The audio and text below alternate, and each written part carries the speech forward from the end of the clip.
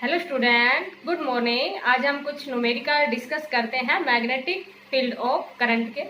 तो जैसे कि फर्स्ट न्यूमेरिकल है वो हमारे पास क्या दिया हुआ है कि two coaxially circular loop L1 and L2 of radii. हमारे पास दो लूप है L1 और L2, जिसमें फर्स्ट की रेडियाई है 3 सेंटीमीटर, सेकेंड की है 4 centimetre. Are placed as shown in figure. इस तरह से उनको प्लेस किया गया है। What would be the magnitude and direction of current in the loop L2? देखो यहाँ पर क्या कह रहा है कि एक तो डायरेक्शन ऑफ करंट पूछ रखी है लूप L2 के अंदर, magnitude and direction of current. Magnitude means value भी पूछ रखी है कि I2 की वैल्यू है वो कितनी होगी। So that net magnetic field at point O be 0। इस टाइप से आपके पास कंडीशन दे दी कि जो नेट मैग्नेटिक फील्ड है एट पॉइंट O के ऊपर वो आपके पास कितना दिया हुआ है, 0। क्वेश्चन समझ में आ गया होगा आपको कि दो सर्कुलर लूप है, एक L1 और एक L2। इस लूप के अंदर करंट दिया हुआ है।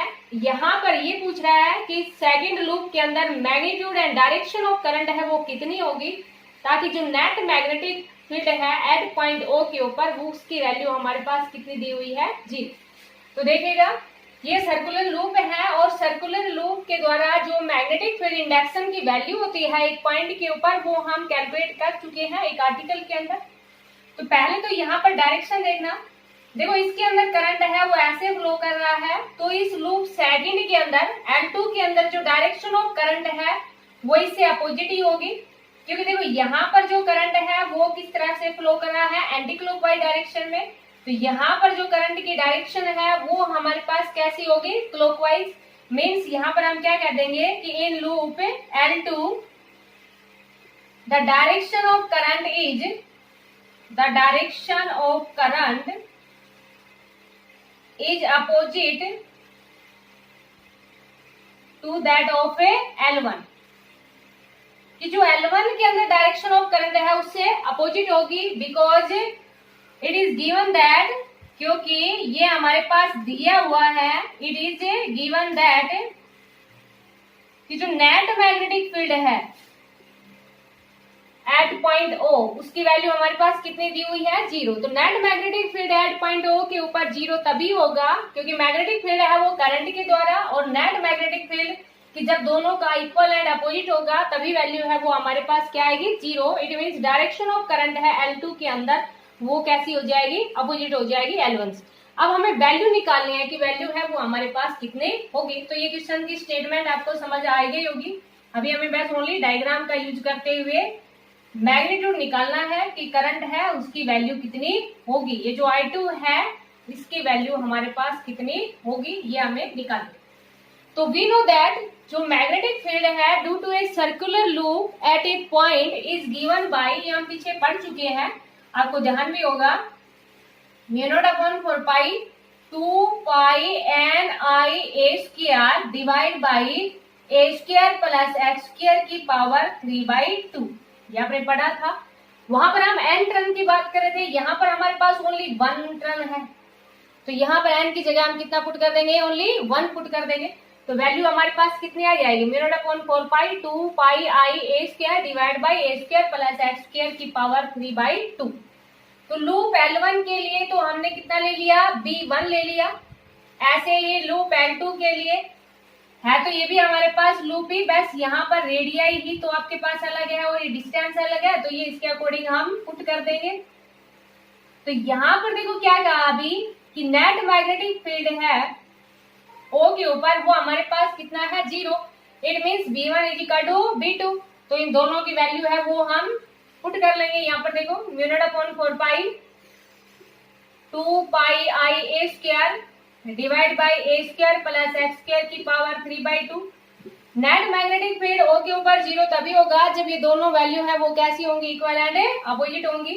तो यहाँ इसकी वैल्यू कितने लगा देंगे, μ0/4 2 पाई IA² divide by A² plus X² की पावर 3/2। अगर यहाँ पर आपके पास जैसे कि लूप A1 के, जो लूप L1 के लिए आप A1 लेना चाहो तो यहाँ A1 ले लेना, X1 ले लेना, ऐसे इसमें A2 ले लेना और X2 ले लेना। समझ आ गया होगा आपको। यहाँ सारे हम 2 के लिए 2 से रिप्रेजेंट कर देते हैं और 1 के लिए 1 से रिप्रेजेंट कर देते हैं। समझ आ गया होगा। देखो अभी μ0/4 पाई है, ये तो हमारे पास क्या है, दोनों में कांस्टेंट है, 10 की पावर माइनस 7 ही रहेगा, दोनों में कैंसिल हो जाएगा। दूसरा देखो ये 2 पाई है, ये भी दोनों तरफ कैंसिल हो जाएगा। अच्छा, इसमें करंट है I1 और यहाँ पर करंट कितना था I2। अब हम देखो वैल्यू लगा देंगे। I1 तो हमारे पास दे रखा है 1 एम्पियर, A1 इसकी रेडियस हमारे पास कितनी है 3 का स्क्वायर। अच्छा, ये देखो सेंटीमीटर में दी हुई है तो इसको मीटर में कन्वर्ट कर लेना। मीटर में कन्वर्ट करेंगे तो कितना आ जाएगा 0.03 का स्क्वायर डिवाइड बाई ए हमारे पास कितना है 0.03 का स्क्वायर प्लस एक्स हमारे पास कितनी डिस्टेंस पे। आपको समझ आ रहा होगा ना ये, कि जैसे कि इस तरह से एक पॉइंट लिया करते थे, यहाँ से ये डैश डिस्टेंस लेते थे, ये ए लेते थे, तो आपको ध्यान होगा ये वैल्यू हमारे पास कितनी आई थी ए स्क्वायर प्लस एक्स स्क्वायर का रूट। इट मीन्स यहाँ पर एक्स है वो हमारे पास कितना है 4, तो इसकी जगह हम कितना पुट कर देंगे 4। ये भी आपके पास सेंटीमीटर में है तो मीटर में कन्वर्ट कर दिया और इसकी पावर कितनी दे दी 3/2। ऐसे ही देखो हमारे पास I2 हमें निकालना है और A2 सेकेंड की रेडियस हमारे पास कितनी रखी है 0.04 का स्क्वायर डिवाइड बाई A2 की जगह हम ये पुट करेंगे 0.04 का स्क्वायर प्लस कितनी डिस्टेंस पे निकाल रहे हैं 3 सेंटीमीटर पे, तो 0.03 का स्क्वायर। समझ आ गया होगा। इसकी भी पावर कितनी है 3/2। तो यहाँ पर देखो बेटा, ये a प्लस बी, ये b प्लस ए, तो वैल्यू तो आपके पास सेम है ना दोनों तरफ। जब दोनों तरफ वैल्यू सेम है तो इन दोनों का आपस में क्या कर दोगे कैंसिल, क्योंकि प्लस सी तो है आगे पीछे, इसको हम लिख सकते हैं। तो यहां से इसको सोल्व किया 0.03 का स्क्वायर और ये आपके पास किसके इक्वल आ गया इज इक्वल टू 0.04 का स्क्वायर और इंटू I2। समझ आ गया होगा। तो देखो यहाँ पर इसको इसके नीचे लिया हो गया, अगली लाइन में इसको इसके नीचे लेके आओगे 0.03 का स्क्वायर डिवाइड बाई 0.04 का स्क्वायर इज इक्वल टू कितना आ गया I2 आ गया। अच्छा देखो, जब पॉइंट हटाओगे तो देखो दोनों में बराबर बराबर पॉइंट लगा हुआ है ना, तो यहाँ सिंपल क्या लिख देंगे 3 और यहाँ क्या लिख देंगे 4, इसका square is equal to I2। तो I2 इज इक्वल टू कितना आ जाएगा 9/16 आ जाएगा। जब इसको सोल्व करोगे तो 16 5 जा 18 बचेगा कितना आपके पास 10 बचेगा। फिर उसके बाद में कितने पे जाएगा 5 या 6 पे जाएगा, तो ये वैल्यू हमारे पास कितनी आ जाएगी 0.6 पे जाएगा। तो ये वैल्यू हमारे पास कितनी आ गई 0.56 एम्पियर। तो I2 के अंदर जो करंट है वो कितना फ्लो करेगा 0.56 ampere in opposite direction that of L1। तो इस तरह के जितने भी न्यूमेरिकल है इस टाइप के, जैसे कि सर्कुलर लूप का था ये आपके पास, कि सर्कुलर लूप के द्वारा एक पॉइंट के ऊपर मैग्नेटिक फील्ड इंडक्शन की वैल्यू, या आपके पास जैसे कि यहाँ पर नेट मैग्नेटिक फील्ड दिया हुआ था तो करंट निकालना था। अगर मान लीजिए सपोज करो ये डिस्टेंस निकालनी हो तो इसी फॉर्मूले का यूज करते हुए ये डिस्टेंस निकाल लेंगे। तो इससे रिलेटेड जितने भी न्यूमेरिकल्स है वो प्रैक्टिस करना उनकी। Second question, based on magnetic field due to a straight conductor. देखो यहाँ पर हमारे पास क्वेश्चन क्या दिया हुआ है कि एक current of 1 ampere flowing in the side of an equilateral triangle of side 4.5 into 10 की power -2 metre, find the magnetic field at the centroid of a triangle. देखो यहाँ पर क्या है कि एक इक्विलेटरल ट्राइंगल है, तो जैसे कि हमने ये क्या ले लिया एक इक्विलेटरल ट्राइंगल ले ली, एक इक्विलेटरल ट्राइंगल ले लेंगे, ऐसे ये इक्विलेटरल ट्राइंगल ले ली। यहाँ पर जो हर साइड है ना, जिस मान लेंगे जो भी इक्विलेटरल ट्राइंगल है उसको हमने क्या मान लिया ABC साइड दी हुई है हमारे पास ट्राइंगल की। साइड कितने दे रखे हैं 4.5 into 10 की पावर -12 मीटर। तो पहले हम साइड को कुछ भी मान लेते हैं, जैसे कि हमने क्या मान लिया L मान लिया, क्योंकि सारी साइडें हैं इक्विलेटरल ट्राइंगल है तो सारी साइडें कैसी होंगी इक्वल। बाद में यहाँ इस L की वैल्यू पुट कर देंगे। तो magnetic field at the centroid of a triangle चाहिए। तो सेंट्रोइड आपको पता होगा कि सेंट्रोइड क्या होता है ट्राइंगल का। तो यहाँ पर जैसे कि जहां पर ये तीनों मीडियन इंटरसेक्ट करती हैं ट्राइंगल के अंदर, उसको हम क्या कहते हैं सेंट्रोइड कहते हैं ना ट्राइंगल का। जैसे कि ये या स्टेट कंडक्टर के द्वारा, जैसे आपको ध्यान हो तो ये आर्टिकल इस तरह से किया था हमने, स्टेट कंडक्टर के द्वारा मैग्नेटिक फील्ड की वैल्यू निकालना। तो पॉइंट है वो कहीं पर भी हो सकता है। तो आपने देखा था ये एंगल φ1 φ2 लिया था, और फिर जब पर्टिकुलर लेंथ दे रखी थी तो एंगल था वो दोनों तरफ हमारे पास क्या था इक्वल था। तो जैसे कि ये एंगल है ना, ये वाला एंगल, जैसे इसको मान लेंगे हम θ1 और इसको हम कितना मान लेंगे θ2।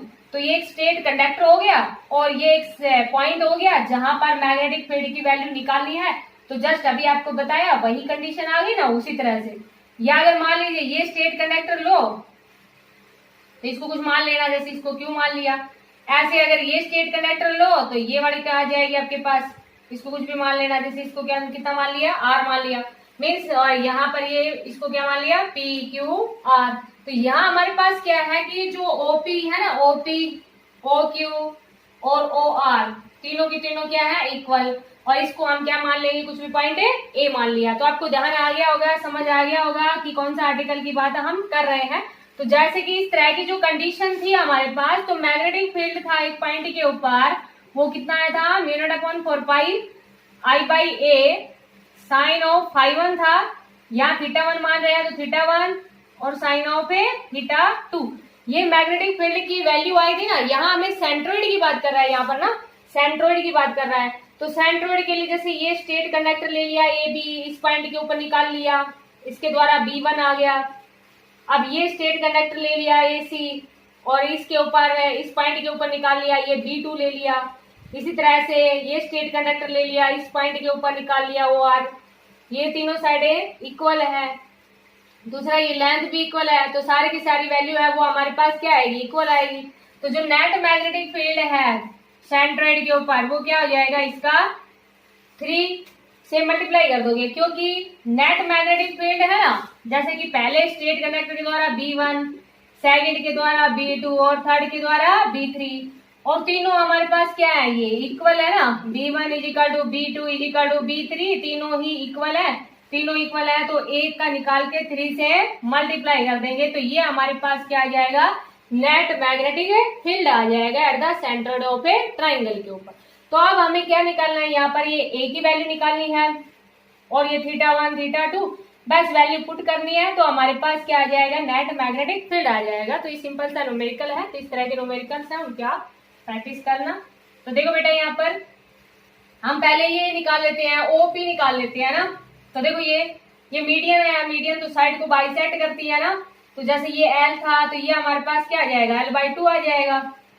अब हमें ओपी निकालना है ना, तो इस ट्रायंगल में चलेंगे हम। कौन से ट्रायंगल में चलेंगे, इन ट्रायंगल ओपीए में।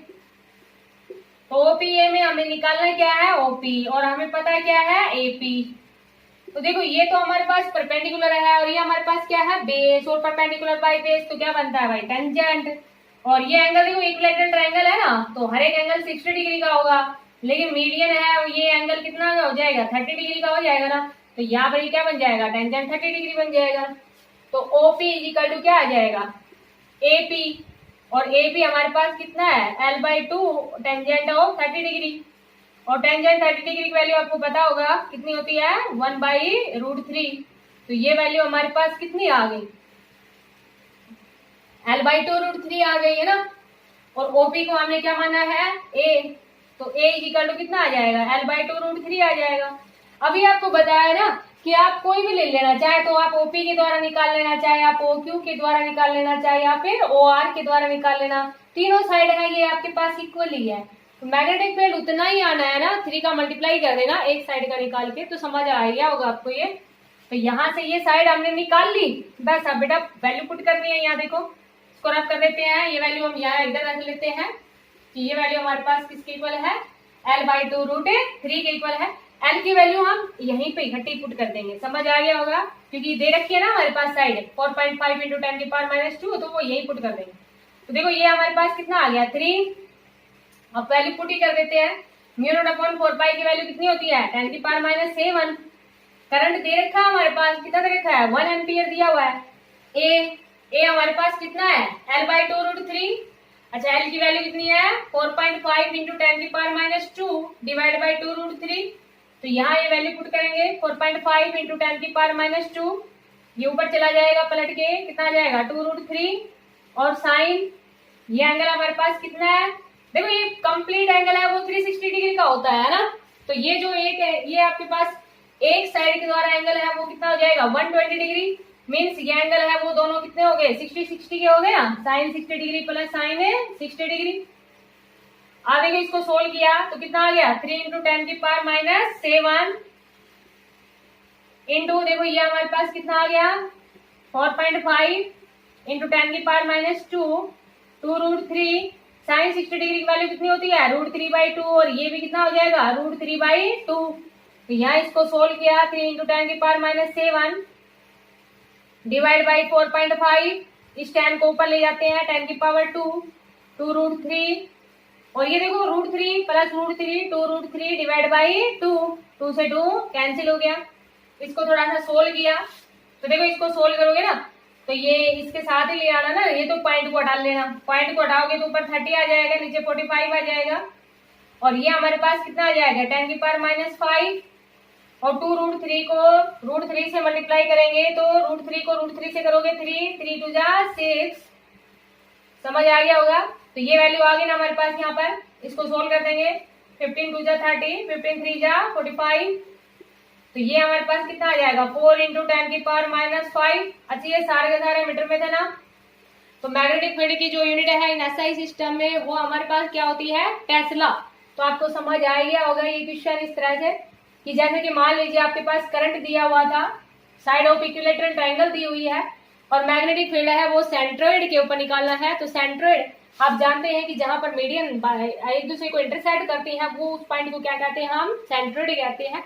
तो जैसा भी इस स्टेट कंडक्टर के द्वारा निकालोगे या इस स्टेट कंडक्टर के द्वारा निकालोगे या इस स्टेट कंडक्टर के द्वारा निकालोगे सारी वैल्यू आपके पास इक्वल आएंगी। तो हमने क्या किया एक वैल्यू को निकाल के 3 से मल्टीप्लाई कर दिया तो ये हमारे पास क्या जाएगा नेट मैग्नेटिक फील्ड आ जाएगा। तो इस तरह के जितने भी न्यूमेरिकल्स हैं उनकी आप प्रैक्टिस करना। Thank you.